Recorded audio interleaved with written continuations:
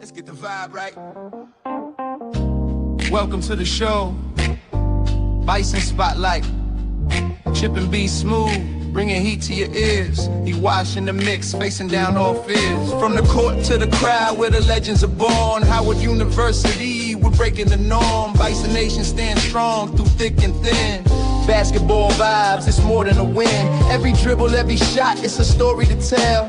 Ray of excellence, we ringing the bell. Chip Washington's the name, self-proclaimed fanatic. In the heart of the game, his passion's emphatic. Come on, let's ride with the Bison crew. Passion and pride in everything we do.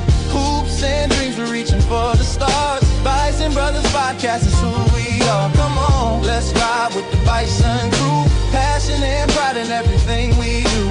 Hoops and dreams, we're reaching for the stars. Bison Brothers Podcast is who we are. Welcome to the Bison Brothers Basketball Podcast, your number one home for all things Bison basketball. My name is Chip Washington, the self-appointed Bison basketball fanatic. What's up, Bison Nation? I'm your boy, B Smooth, Brian Foston, still the lover of all things Howard and the lover of all things basketball. What's up, family? Hey, what's up, y'all? It's E-Wash, and I got some basketball mistletoe going on today. It is a holiday. It is a holiday.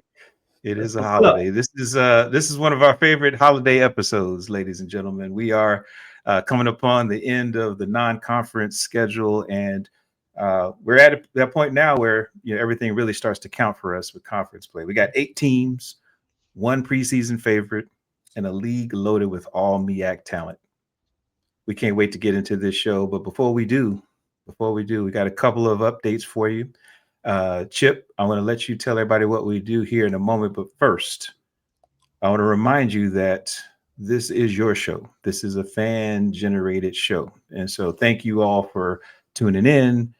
Thank you all for continuing to subscribe to the show, but most importantly, keep in mind that we got more episodes coming. We actually got a lot of updates coming from our coaches, Coach Ty Grace, Coach KB, and Coach Brian Davis from the ladies. We got the coaches lining up to let you know what they're thinking, what they were thinking before the season started, so you get a chance to really understand what's going on behind the scenes in Bison Nation. But before we get any further in the show, Chip, why do we do what we do, bro?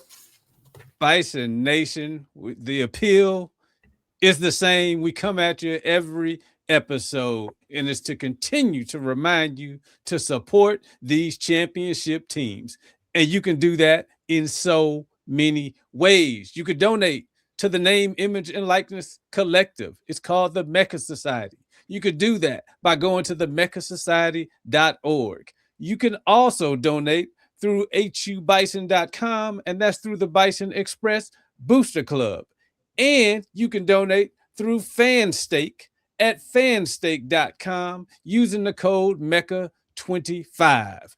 And please continue to put butts in seats, or as we heard from another podcast, cheeks in seats. So shout out to her with the cheeks in seats. So go to the games as they're, Orangeburg. We're coming up on conference play, going to North Carolina Central, to Norfolk, you name it.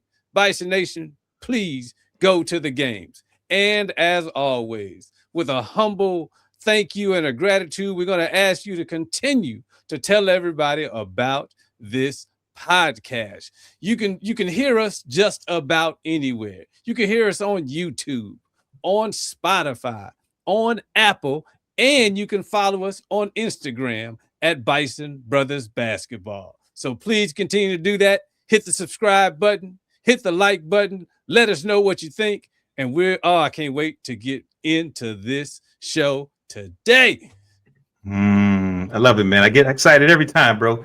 I'm glad the donations are still rolling in. I know we talked about it last episode. We help raise money for the organizations that are putting together these wonderful teams. And so definitely looking forward to you all continue to support the team and support the podcast. So thanks. E, man, it's good to see you, brother. I know the fans have been asking about you every time we have a show without you. They're like, where's E? And we come up with 5 or 6 reasons that sound plausible that you might be doing. Good news is all of them are legal. We don't have anything illegal going out there. But it's good to see you on the show today, bro. I appreciate it. And at least I'm not on a milk carton somewhere. So, That's right. That's right. And it's not 10 o'clock. So everybody's asking, where are your children? You know what I mean? That's old school. That's old school.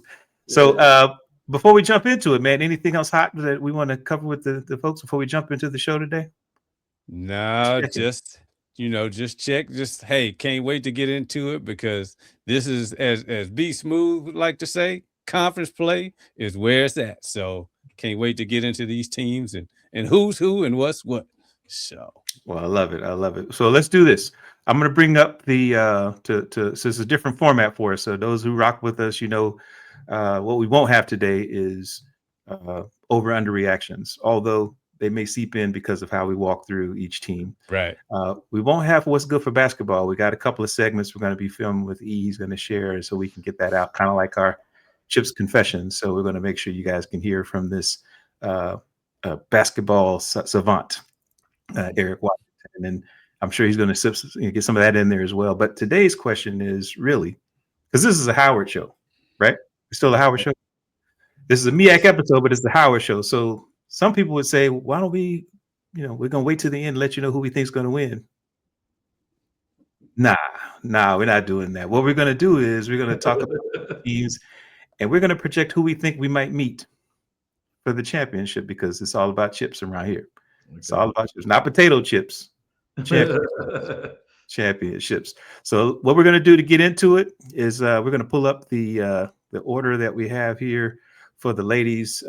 Like I said, preseason when we all met most of the players, we had a chance to see the order, as you could see with some of the votes. Howard predicted to finish first. It's not just us. We always think they're going to finish first, but according to the votes, we think Howard might finish first. We had Norfolk State, who's the reigning champion, up next. We have University of Maryland Eastern Shore. I can't wait to talk about them because they're sneaky good this year, and I think we're going to have to pay more attention than maybe we've had in the past.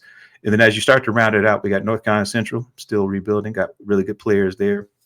Got Morgan State and Coppin State. They're building their teams up as well. And then we round out with Delaware State and South Carolina. So the cool part is that we are going to run through this order the way it's presented here. But again, hang on to the end to hear who we may think they may play with each other. Because right now it's probably a two-team race. But after you listen to us, you may change your mind.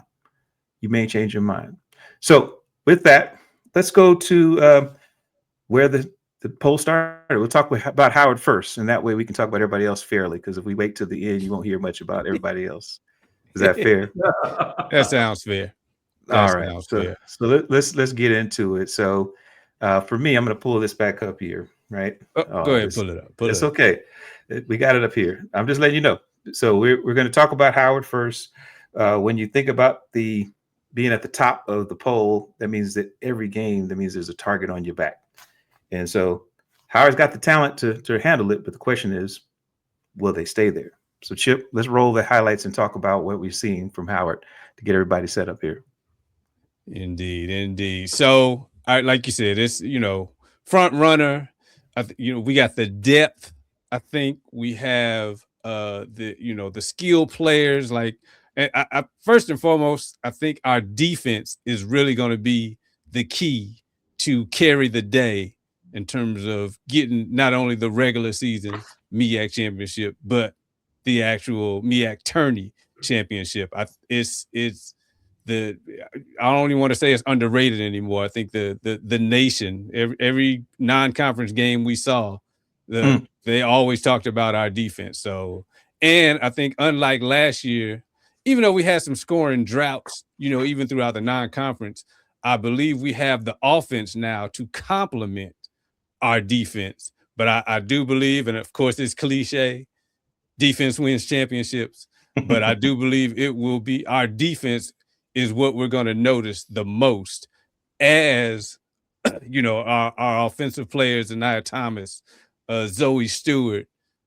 Nile Miller, I think on the defensive side is so many things that she does that don't make the box score that I think are going to be key. Just her length at the top of the press causes all kind of problems. So I think we have the depth, the toughness, the post presence, and the scoring and the defense to make a run all the way. That's my take on Howard entering conference play.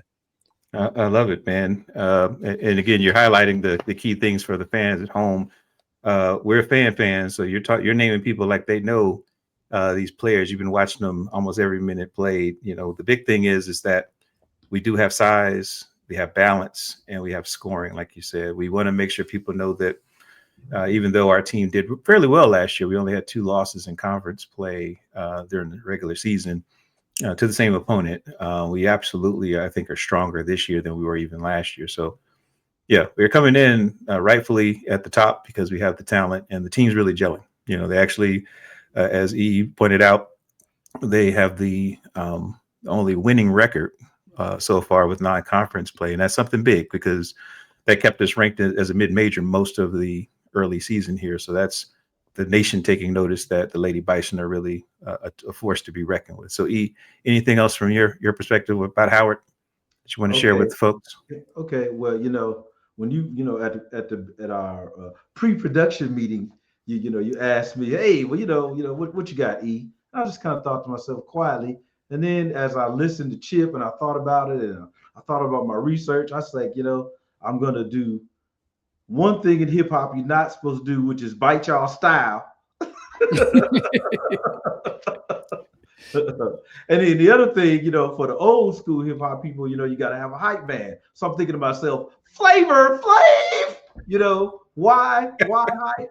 Because I can't think of a time where we've got the leading scorer in the MEAC.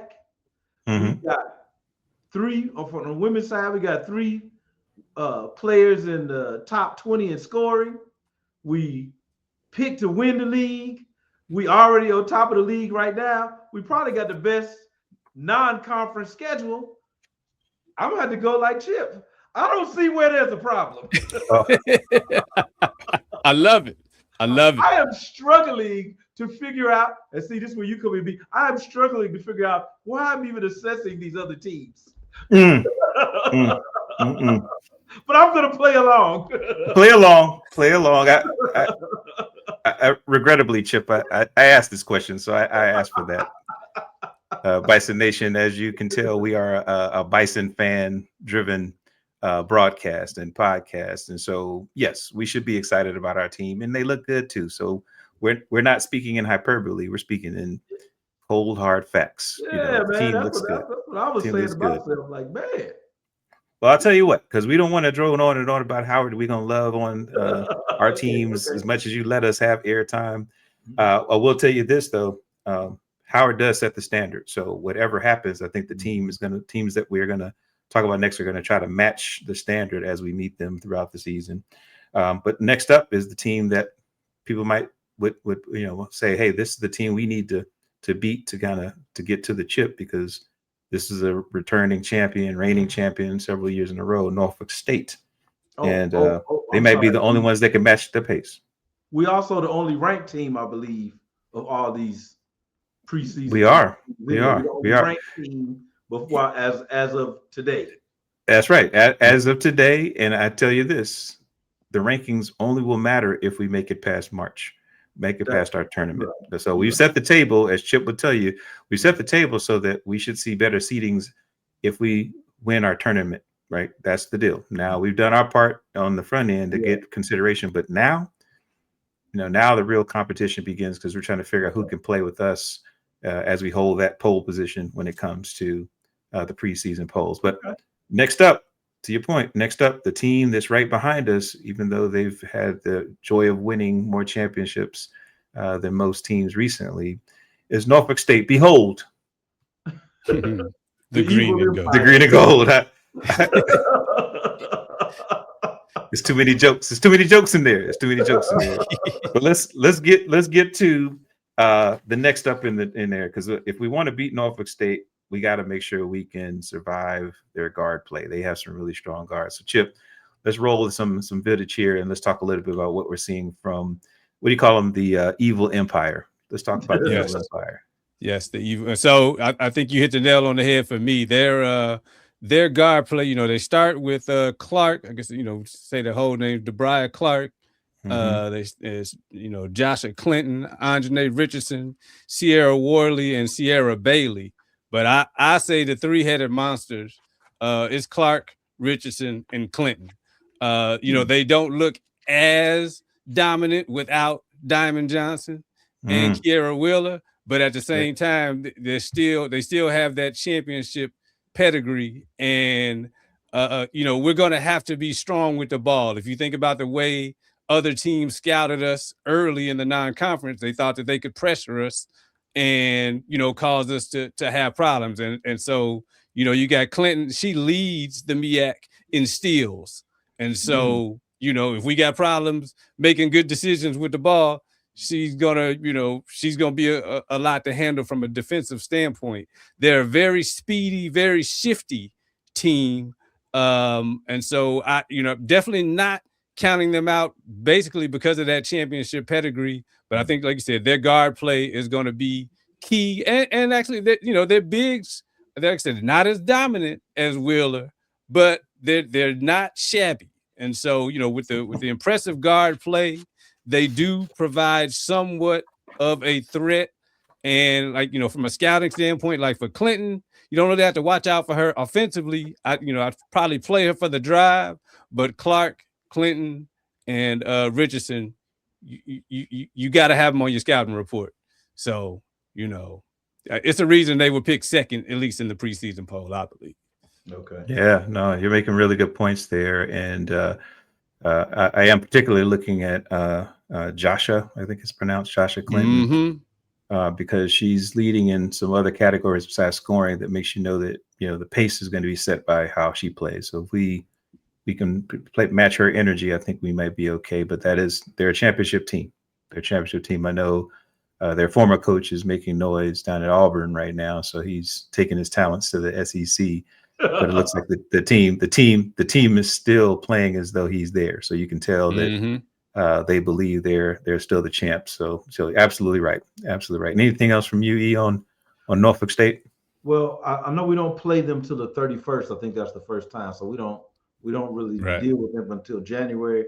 And so, you know, as we kind of touched on before, again, this might have been a pre-production observation, but you know, man, if we kind of stay on the roll that we're on, by the time we get to them, you know, I think it's going to be a catalyst for a nice little run through the conference, you know. And you know, again, if as we discussed, we all have this single bid strategy, even though, you know, you guys, again, to bite your comments, have talked about how, you know, we might be moving past that based on, again, a non-conference schedule and that kind of deal. But, you know, you clearly can't underestimate them. But I'm glad we're not leading with them. So I'm I dig that. Getting them later in the schedule, but not too late. Yeah. I love it. Yeah. So again, for folks that are following at home, and thank you for listening to Bison Brothers Basketball Podcast. We're pro Howard show, but we know that in order for us to really be excited about what's coming in conference play, we do take our scouting very seriously. And so, as Chip laid it out there, you know, with Norfolk State, they are the reigning champs, which makes us basically two giants at the top. And we're trying to figure out who's going to hopefully knock each other off.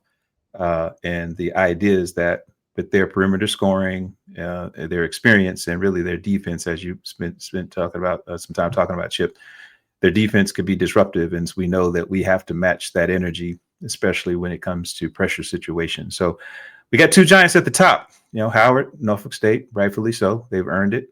But Maryland Eastern Shore is the one that's sliding into the conversation right now. So let's bring them up on the panel here, because they're the ones who, when you think about it, they do have some leadership coming back from their previous seasons here. They have some really strong play from a rebounding and wing perspective, as well as they control pace, Chip. That's when I got from, checking them out here. And I know that's the part that, for us, when somebody helps dictate space, that usually is where we found those moments where we didn't score as much because we were trying to keep up or match the pace. So tell me what you're seeing from Maryland Eastern Shore, because to me, they do start to make some argument for being part of the conversation as one of the teams we may face in the championship. Indeed. So, their starters, at least and it's kind of hard to say because, with non-conference, people still trying to figure out their rotation.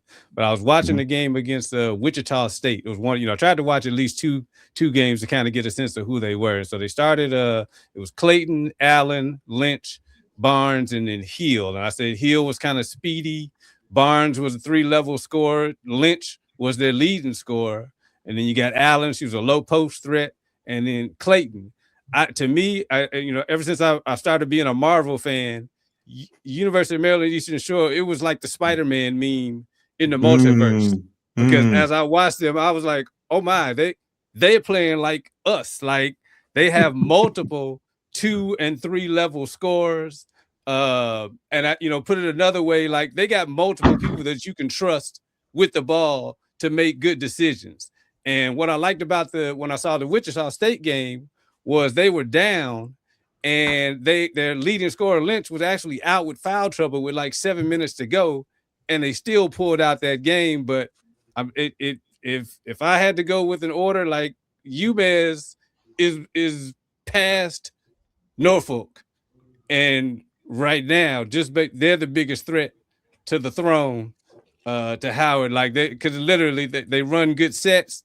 They defensively kind of just like they got Lynch. She's a special player. They got a lot of components that is going to make for a very, very interesting matchup with us. With the Bison. Yeah. So that's what I see.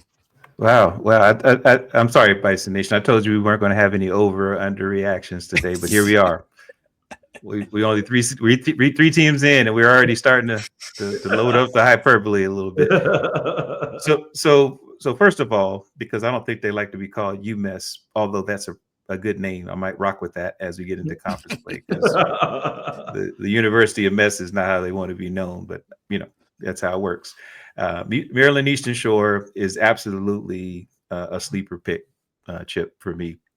And I like the Spider-Verse reference because that does jive with what I saw from where they are strong, right? So they have the guard play, Ashanti Lynch is definitely somebody who, you got to watch out for, because if she's on her game, especially as she dictates the pace, then she reminds me a little bit of Diamond last year in terms of her energy, her ability to imprint the game from Norfolk. I do think that what'll help us, is making sure that if she's the only one balling, that's cool. But if everybody else pitches in, then you're absolutely right. Currently, Maryland Eastern Shore going into conference play is slated just above Norfolk State because they didn't have a winning record, but they absolutely were right below 500. They were 7-8 on the non-conference schedule, and they played some really good competition. So, yeah, I see it. I see it. Anything else from you, on this one, on Maryland Eastern Shore? Since we're gonna circle back to the biting. I don't know if they biting our style or we biting somebody else's, but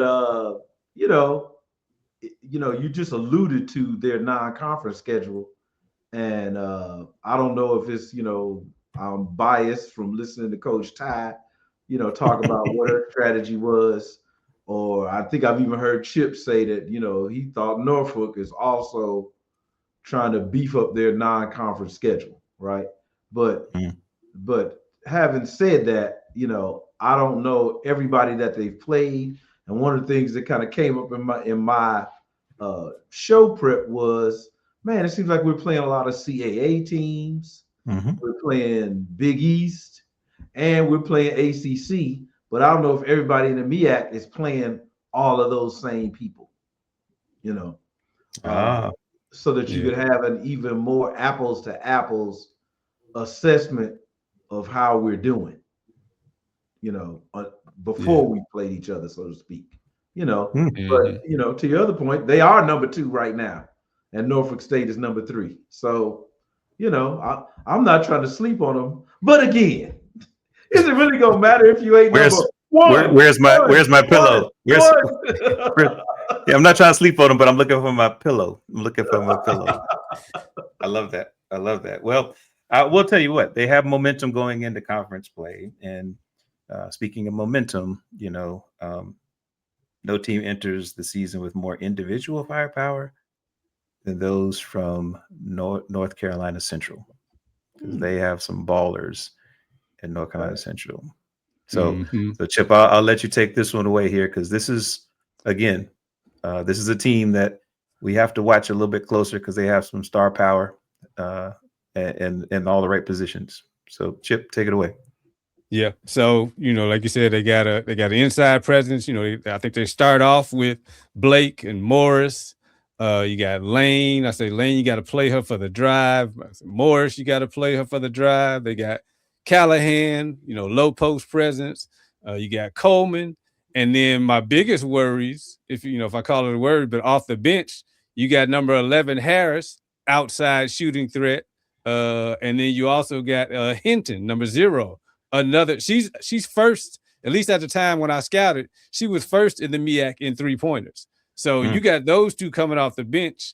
The starting unit is already pretty good. So, they again, there's no cakewalks yet. Okay. In the MEAC. Have you seen my brother?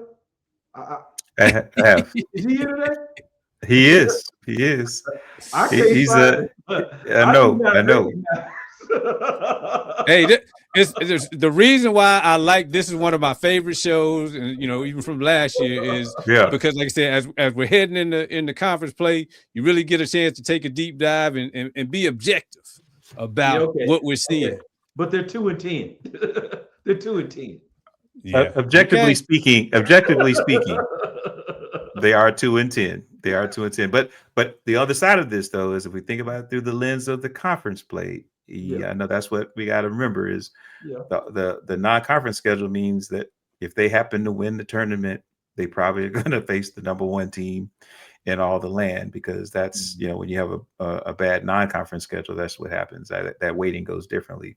But when you think about our Central North Carolina Central team here, if I'm not mistaken, Morgan Callahan was considered a preseason player of the year in the voting. And so once we get to conference play, everybody takes it up a notch. And I can tell you right now, Chip pointed out that they have scoring and they have all conference team players, like 2 or 3 that were named preseason. So, if they can take advantage of their ability to score, they're pretty versatile when it comes to how they match up with teams that are more closer to them in talent.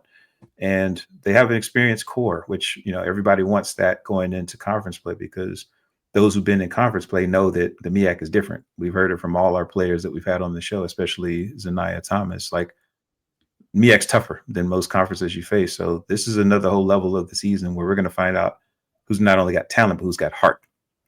And Central, we're going to make a trip to Central early this year, and that's a really tough place to play. I'm planning to make that trip, and it should be fun. It's nothing like hearing young people as young as 5 and old people 80 or more singing in unison. Whoop that trick. Whoop that trick. Whoop that trick. See, that's what I'm talking about. If you haven't been to Fayetteville Street to see a game, you got to go check it out. Okay. It's only when somebody who has AARP cards for decades just start singing "Whip That Trick," you're in the right place. You're in the right place. So they have a headline star in Callahan, but going to the next team here, because we're going to move through these teams. Morgan State has the depth of scores that can break open games, and that's what we have to talk about next. Because again, don't let the 1-14 record fool you. Objectively. Okay. They still have scores. When Morgan State finally gets rolling, and they will, they can't score in bunches. They seem to be letting everybody else do something. But here's the deal. So you're trying to be funny. One. Why does this feel like Freaky Friday, Chip? Where it's like role reversal. Yeah, Eric is I know the holidays are different. Y'all got to get back and figure out how to get back in. in each other's body. Advance warning. He talks about me all the time, you know, bulletin board material. Like, man, if I'm Morgan State, I'm putting what he said on repeat. Like, that's it. Okay, that's it. Clip and repeat. Put some music to it. I just keep looking at these standings.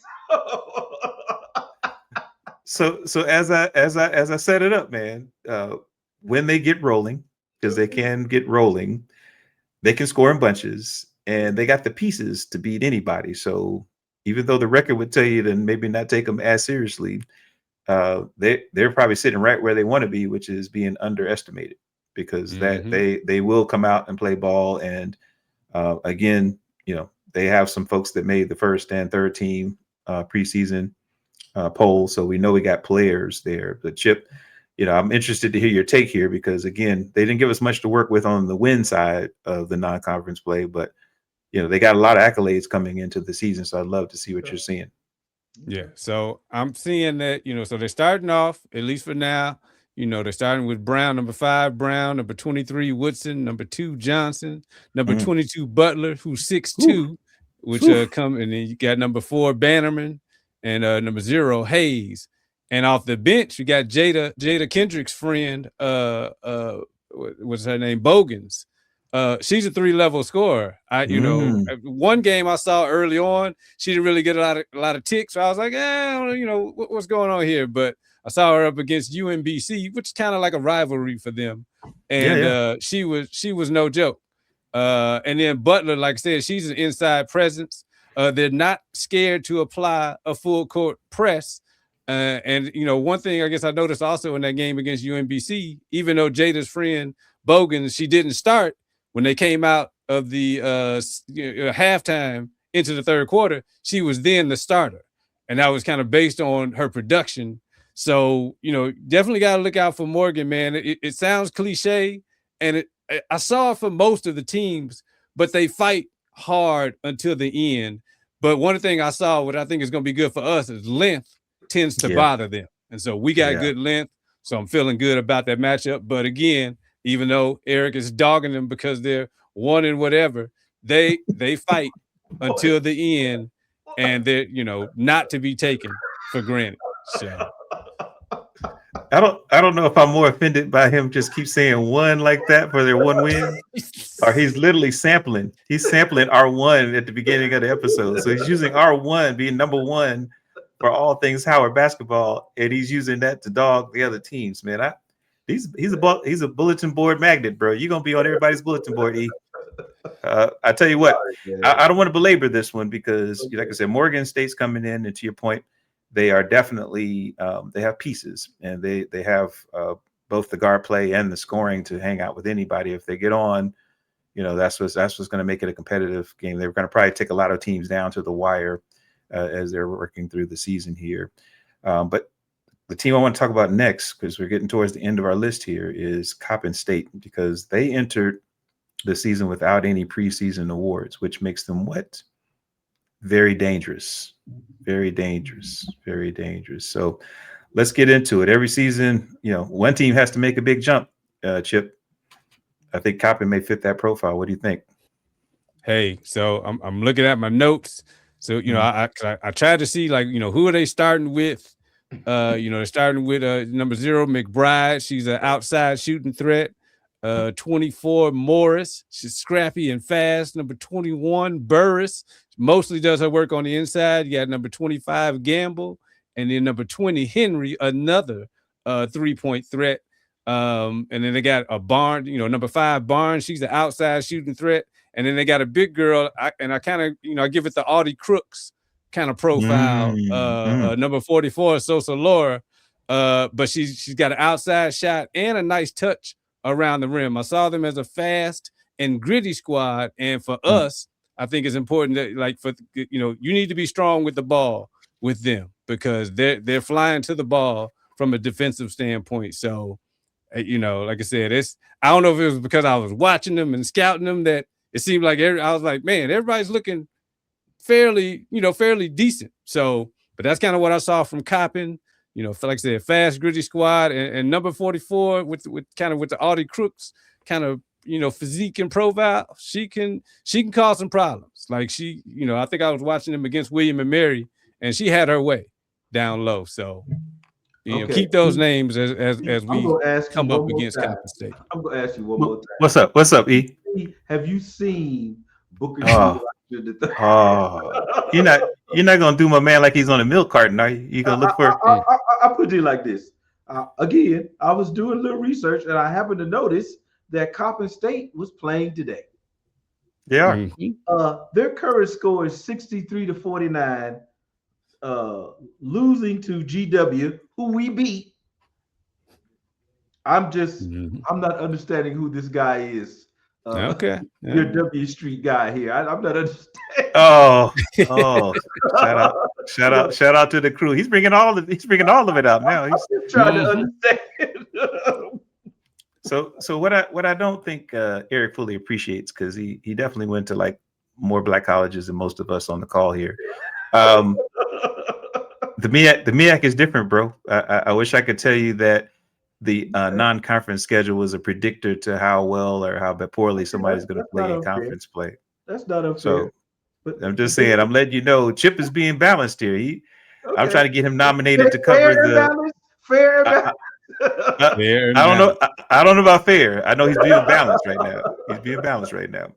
I'm trying to get him. This is going to be his audition tape. E. This is audition tape, so we can get him to host the MEAC preseason awards next year. Shout out to the MEAC. 44 right there. Look at that. Ooh, inside touch. I'm telling you. Put a move on him. Mm-hmm. She got moves on him, and I probably promise you here, man. They have a really disruptive defensive way about them. To your point, Chip, if they get along and get into your passing lanes, if you're not securing the ball, they'll come up with some steals, and they got scoring at every level, which is all you need to be competitive, right? Yeah. So they're definitely rebuilding, but like I said, we don't disrespect any of our opponents, even the ones you kind of disrespected. E, we don't do that.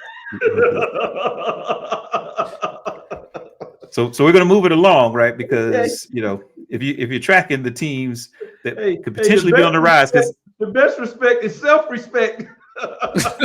See, that's why he doesn't get invited to all the meetings. That's what's happening.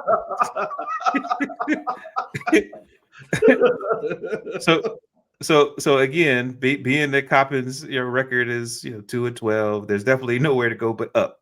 Hopefully. And if you're tracking teams on the rise, then of course you got to move on to our next team in the MEAC, and that's Delaware State, because we can't skip them. Delaware State is a team that actually is 3-10 in non-conference schedule here. But again, there's something when you talk about having an all MEAC forward, you got a foundation to build from. So they're actually building from a pretty good team they were building, on the last couple of years here. So Chip, let's run through it with Delaware State. All right. So, kind of their regular starting five, if you will, is number 3, Frierson. She's got a mid-range and the 3. Got number 5, Sanders, number 7, Reeves, number 10, Huggins, and number 55, who's a big presence inside, Reynolds. She's got a nice touch on the inside.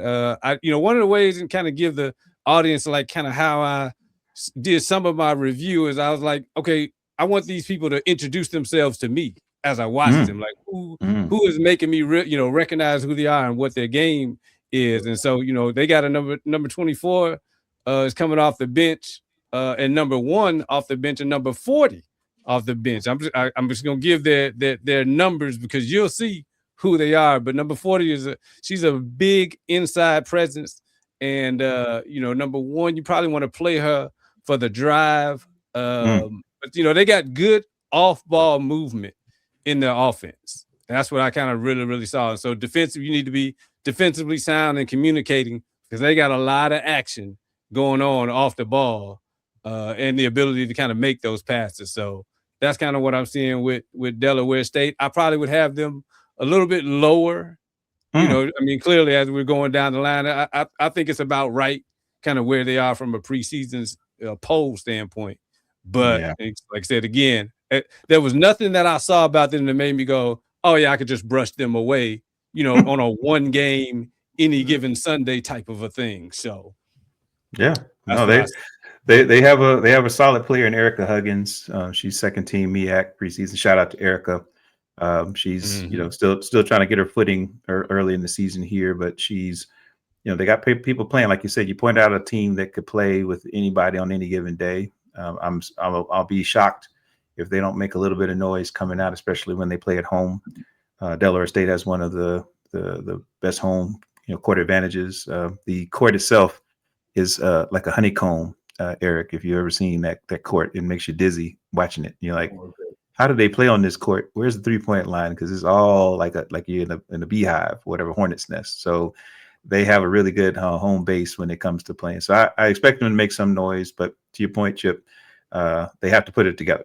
They have to put it together. And I know the preseason, probably the non-conference schedule, you didn't see it as much, but they did make moves to the point where they're sitting at 3-10, but I think they play better than that 3-10 record for sure, for sure. And what that means is, because we got through almost all of them, Eric, you've basically disparaged every team that's playing against Howard. But you got one more, right? We got one team left to talk about, and they definitely are playing with nothing to lose and everything to prove. That is our friends in Orangeburg, South Carolina, South Carolina State Bulldogs. They are definitely a scrappy team that we're going to face. Really, the first MEAC conference team we're going to play in this tournament season in the beginning of the new year here. So let's get into it. They didn't have a lot of preseason stars, but I think they're hungry, Chip. I think they're hungry, and that's what matters. So what are you seeing? So, again, Alex, I'll start with the starting five that I saw in most of the games. It was number 9, Justin Jean, number 14, Reed, number 2, Bird, number 6, Greer, and number 3, Ford. Now, most of the times, as I was trying to scout them, their starting point guard was kind of out for concussion protocol. So, again, kind of just like us on the men's side with Cedric being out, it was kind of hard to really evaluate because, I'm sure the starting point guard is going to play a role come conference play. So, but what I saw was, again, from that Audie Crooks kind of profile, they got two big girls that can score down low. A lot of times when you see big girls, down low, you thought, oh, they can't move that fast, or, they just kind of got them in there because they're big girls, but they are solid contributors. They got Harper, she's 6'3", and then you got Meade. Both of them interchangeable. I haven't seen them play together, but they kind of substitute for each other, and they both cause problems, and they can score down low. And they have a liberal substitution pattern, so they're going to use their depth. And they play hard. Like I said, I got them in that lower level tier of MEAC play, but again, they play hard. They hustle. They got some 3-point threats like in Hinton, coming off the bench. So that's kind of what I see from them. Yeah. I love it. Yeah, they're a young team. So you're seeing a lot more than I think we were anticipating at the beginning of the season. Their preseason ranking had them at the very end or the bottom of the list here. But I know based on just what they've done in the non-conference schedule, they're sitting about 4th or 5th. So that makes them a mid-tier team. So they're showing some growth. Again, their record being 3-12 would not indicate that they are a major threat to win a championship right away. But as far as they're gelling as a team and coming together as a team, I'm definitely looking forward to the matchup. I know for them, they do have a little bit of size, and they do rebound pretty well. And they have a lot of energy on defense. I won't say it's turned into great defense yet, but that energy matters, right? So having all of that, that's the key part. So, unless he has something disparaging to say about South Carolina State. No, well, actually, I was just trying to figure out, were they the people that put us out last year? But it wasn't. It was Norfolk put the women out. Yes, right. And Morgan put the men out. That's right. And I can't remember what we said about Morgan, if we said something about him already. But again, since I'm having this out-of-body experience today, doesn't really matter. So disrespectful. He is. So disrespectful. And what we're trying to let people know is we're going to drop 2 episodes. This is the women's, and then the men, we're going to drop that preseason show too. So you get a chance to enjoy both as a gift during the holiday here. But the idea is that You're mad at the men, so you're gonna talk about the ladies? Is that how it works? Is that No. I was trying to figure. I just thought South Carolina State, was the people that kind of did us that way, but it was the evil empire on the women's side. So, I just have to. I love it, man. I love it, and I feel it. Like you're getting ready for conference play, so you're already mad, and we're not even playing yet. You're already mad. Right. And to your point, we actually do face South Carolina State. Our men and women do, but our women face them in Orangeburg on January 3rd. January 3rd. So that'll be a nice opener for us to get going on the road, and it's a long road trip. It's the furthest we have to travel during conference play. So it'll be nice to see how we do that as Howard. But the real key, though, is that, based on Chip's fair and balanced analysis, the league appears deeper than ever. Mm-hmm. And so, as we said at the beginning of the show, deep under 500. Haters are going to hate, is what they tell me. Haters are going to hate. But for those who are fans of the MEAC, right? We said a question at the beginning of the show here. So if you've been rocking with us, thank you. I'm your boy B Smooth. The haters, E-Wash, and the fair and balanced reporting is coming from Chip Washington, who's a scout extraordinaire. And shout out to Chip. Just a quick clap. He put these clips together that you were enjoying. If you're watching the show, he absolutely took time to let us see some of what he was seeing. So thank you for sharing what you saw, Chip. That helps keep people engaged in the show. So we're at the point in the show towards the end here where we do want to talk a little bit about, who do we think is going to face us for the championship? Because right now, Howard's coming in a very strong pole position. Only winning record, as he will tell you, only winning record from non-conference play, which should help us with any seeding, especially as we take care of business. But, based on the analysis, who do we think we might meet? We can go around the corner. Let's let E start since he has so much to say. E, who do you think we're going to face? Okay, I'm gonna try to reel it back in a little bit. Oh, now at the end.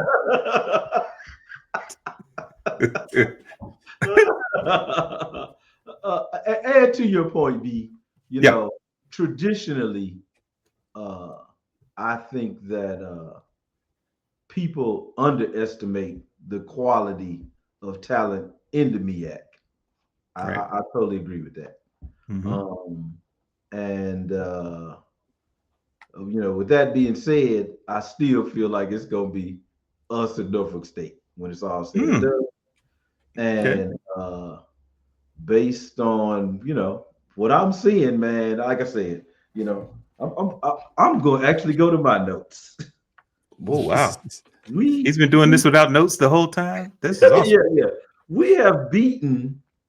Let me see. 1, 2, 3, 4, 5, 6, 7. At least 7 teams with winning records in our non-conference play.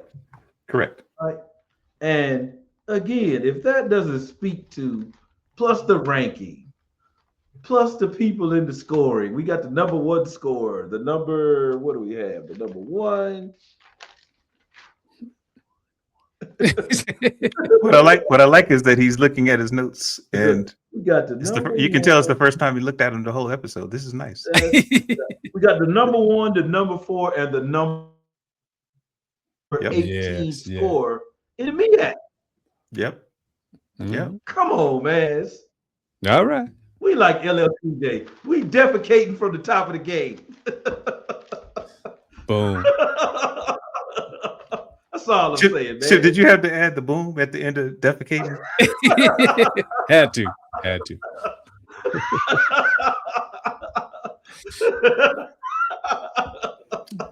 If you got a defecate reference, it goes boom right after it. But from the top. From the top. All right. So Chip, I want to make sure, are you in agreement with E Washington? Maybe not on the defecation part, you can hold off, but for who do you think we're going to meet up with? Do you have any surprises for folks after your analysis? I would say it's probably going to be University of Maryland Eastern Shore with the way that the MEAC does the brackets, because I believe they do it the same for the men and the women. You know, it's going to be 1-8, 4-5 in that top bracket, and then 2-7 and 3-6 in the lower bracket. And so I think Norfolk is 3, UMass is 2, so they're going to have to face each other before the final game. They will. And so, with that shaking out and Howard at 1 at the top, I see UMass taking over Norfolk, and it'll be Howard, University of Maryland Eastern Shore in the final game. And that is going to be must-see TV. Okay. Yeah, no, I like it. So I was with E. Washington until we started the show.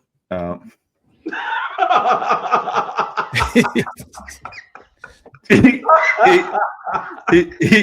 ran out on a very tiny ledge, and there was only room for him out there on that ledge. I was in the window like, man, be careful up there. But as I got a chance to take it all in, and again, I think the MEAC has a strong set of teams that are going to really respond. And the question I really have is who's going to face that pressure the best, right? Because even Howard has to face the test. Most of the players we have on our team haven't played in the MEAC, competitively yet. So seeing how they respond to the pressure of going against an opponent 2 times during conference play in at home and away is going to be interesting, because it takes a different level of resilience to be able to play somebody multiple times. I do have my eye open for some of the players that maybe we haven't seen blossom just yet. So like Callahan, that's our preseason player of the year. She's still on my radar for somebody who can make some noise in conference play.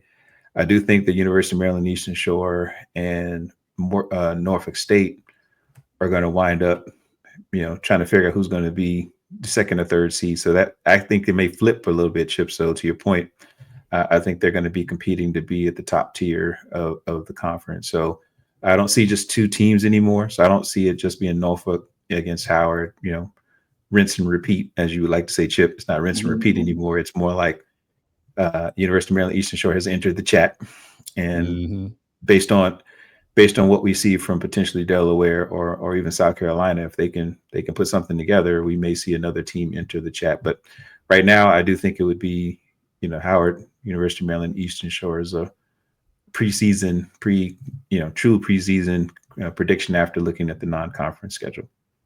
Yeah, it's good. Yeah, a very competitive league.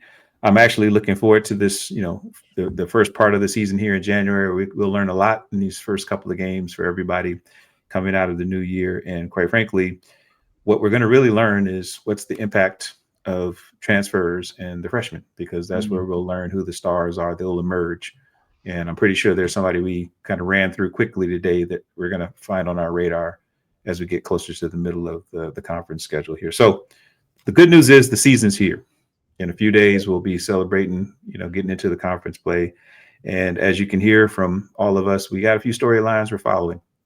And we want to see a competitive league overall. We want to see Howard win, but we want to see a competitive league overall, because in addition to having a really good non-conference schedule, we also want to have a good conference play, because if we're playing well in conference, that helps with our positioning as well. So anybody coming out of our 1-bid tournament could get some consideration based on how we're playing against each other. So this is be exciting. So Chip, I don't know, man, this is, again, one of your favorite shows. It's becoming one of mine because we get a chance to put a lot of pieces together to see what we can hopefully lay out for fans of not only Howard basketball, but MEAC and HBCU basketball. Anything else for the people before we close out today?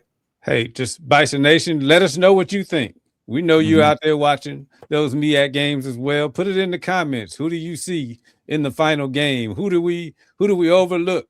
Who do we get wrong?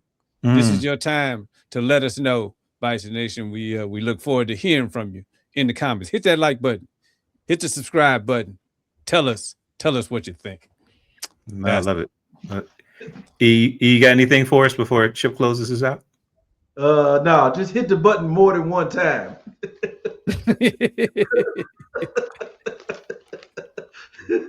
Pound that button. Pound that subscribe and that like button. Pound. Defecate from the top. Boom. Boom. I can hear my That's child your takeaway. Pause Pause. All of it. That's your takeaway. Pause all of it. So again, we're excited to bring you what we consider to be one of the more exciting parts of our jobs and our role here at Bison Brothers Basketball. It's letting you know that we are not only fans of Howard University basketball, but we're fans of HBCU basketball and the Mid-Eastern Athletic Conference basketball. So shout out to all the teams that make up the conference, and we're looking forward to a very competitive conference schedule. And we'll see you all in Norfolk, because that's where everything culminates with the tournament championship here. So Chip, why don't you close this out so we can let everybody know what we do and how we do it. Indeed. Bison Nation, you heard the preview. Please continue as the teams go for this #1 seed in the championship in the MEAC tournament. Support these teams with your dollars and with your physical presence. You can donate to the MECA Society at themecasociety.org. You can also donate at hubison.com and at fanstake.com. So go to the games, try to make your plans to be in Norfolk for the MEAC tournament, and continue to tell everybody, please, about this podcast, this hot shot of couch potato analysis of the MEAC and of games in general. Tell everybody about the podcast, your #1 home for everything Howard Bison basketball. And you can hear us on YouTube, on Spotify, on Apple, and you can follow us on Instagram at Bison Brothers Basketball. So do all those things. And fellas, we're going to end this show like we end all of our shows. And you know how we do it. You know.